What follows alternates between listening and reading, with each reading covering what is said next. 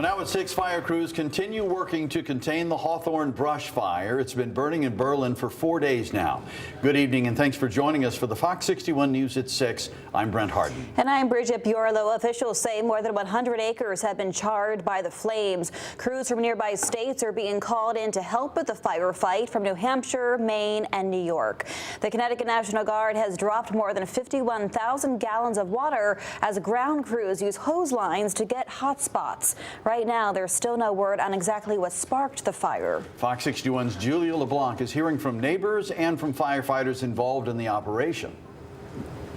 All day Thursday, 3 helicopters circled the mountain, dropping thousands of gallons of water on the fire, which is still active at this point, with hot spots like those popping up every now and again. And those who live with their backs to the mountain tell us they couldn't be more appreciative of the work firefighters are doing.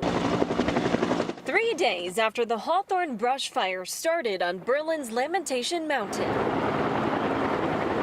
fire crews from Connecticut, New Hampshire, and Maine are still energized to get the job done. We're going to keep up our tempo. We're going to continue pushing the resources we have here. Those fighting the fire on foot are hiking up the mountain, now using dozers to clear paths and dig hot spots out.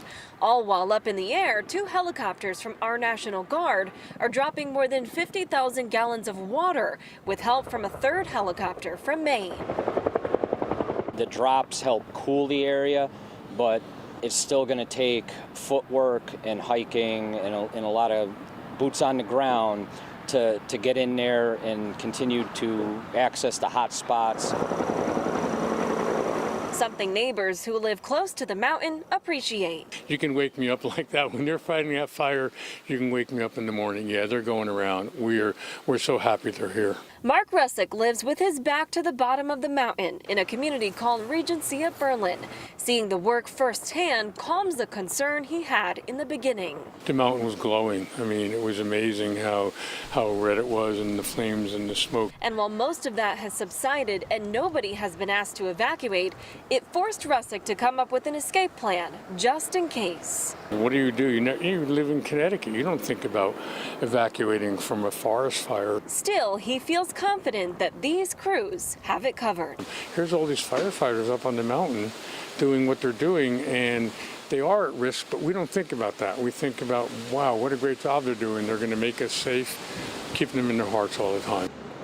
Now, since the crews here have been relying on help from other states, they told us they have made a formal request, a verbal request through FEMA to try to get some help to pay for some of those outside resources, which they say is tallying up to hundreds of thousands of dollars so far. We will keep you updated on that process. For now, we're in Berlin. Julia LeBlanc, Fox 61, Connecticut's news station.